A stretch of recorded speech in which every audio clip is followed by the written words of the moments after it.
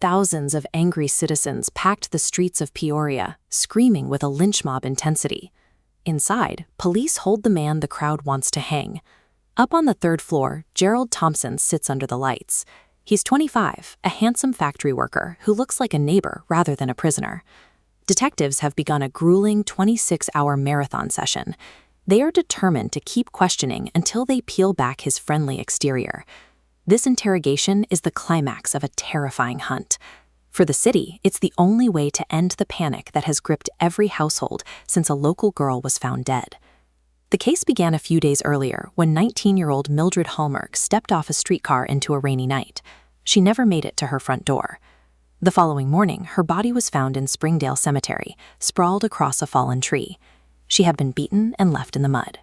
Mildred's father, John Hallmark, worked at the massive Caterpillar factory nearby. In the wake of the murder, he brought a physical pledge to the shop floor, asking his fellow workers to help him hunt the killer. Gerald Thompson stood among those men. He didn't just watch, he took the pen and signed his own name to the Vengeance Pact. That signature became a liability when combined with proximity. Thompson worked right next to John Hallmark every day, and after publicly pledging to find the killer, he suddenly failed to show up for work the very next morning. That suspicious absence turned a coworker into the prime suspect of a massive manhunt. Back in the interrogation room, the detectives changed their tactics. They stop asking general questions and start using sim. They want to know why a man so eager to find the killer would skip work the moment the investigation began. When Thompson tries to talk his way out of it, they subject him to an early polygraph test, using the primitive machine to monitor his reactions. Then they point to his own body. Thompson has fresh scratches on his cheeks and a severe, deep bite mark on his thumb. Mildred had fought for her life, and in doing so, she left physical markers on her attacker that the detectives could use to dismantle Thompson's alibi. The detectives reach the final phase of their strategy. One by one, they begin dropping Mildred's mud-stained clothing into Thompson's lap. Thompson recoils in horror, tipping his chair back as he stares at the garments. After 26 hours of pressure, he collapses into violent sobbing. He admits to the assault. He tells them he hit her in the jaw to keep her quiet, and that the blow was powerful enough to break her neck. A detective walks to the third-floor window and yells to the crowd below. "He did it! He confessed!" A roar of relief and anger goes up from the street.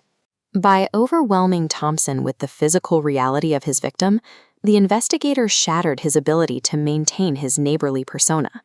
With the murder confession recorded, detectives shifted their focus to Thompson's personal life. They soon discovered a private ledger, his little black book.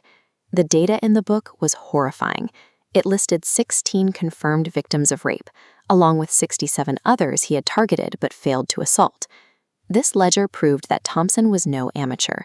He was Peoria's first identified serial rapist, a man who had been stalking the city for years. The Black Book changed everything. A single murder investigation had pulled back the curtain on a predator who had been hiding in plain sight.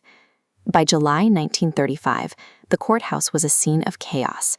In the sweltering heat, women fought through the crowds, damaging the doors just to get a seat at the trial. Thompson took the stand to claim his confession was coerced, but the strategy failed. Once the jury read the transcript of his 26-hour session, they returned a death sentence.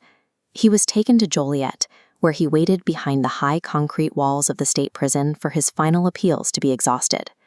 On October 15, 1935, Gerald Thompson was strapped into the electric chair, known locally as Old Smoky. Among the witnesses in the death house was John Hallmark. He stood by to see the final moments of the man who had worked alongside him at the factory. As Hallmark stepped down from the chair he used to watch the execution, he said only, "Thank God that's over." The execution brought an end to the legal case, but it left Peoria with a chilling realization. The citizens now knew that the most terrifying predators don't always hide in the shadows. Sometimes they're the people working at the next lathe over.